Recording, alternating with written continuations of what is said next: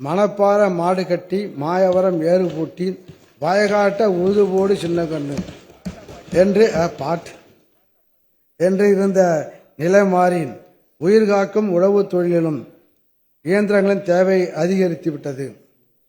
வேளாண் பணிகள் தொழிலாளர்கள் பற்றாக்குறையினால் நலிவுறாமல் குறித்த காலத்தில் செவ்வனே நடைபெற்று குறைந்த அளவில் அதிக மகசூல் பெறுவதில் வேளாண் இயந்திரமயமாக்குதல் பெரும் பங்காற்றுகிறது. இதனை கருத்தில் கொண்டு வேளாண் இயந்திரங்கள், கருவிகள், மதிப்பு கூட்டும் இயந்திரங்கள், சூரிய கூடார உலர்த்திகள் போன்றவை உழவர்கள் பயனடையும் வகையில் மானியத்தில் வழங்கப்பட்டு வருகின்றன. வேளாண் இயந்திரமயமாக்கும் திட்டத்தின் கீழ் சிறு குறு ஆதி திராவிடர் பழங்குடியினர் மற்றும் பெண் உழவர்களுக்கு வேளாண் இயந்திரங்கள் மற்றும் கருவிகளின் விலையில் 50%, இதர உழவர்களுக்கு 40% மானியம் வழங்கப்பட்டு வருகிறது.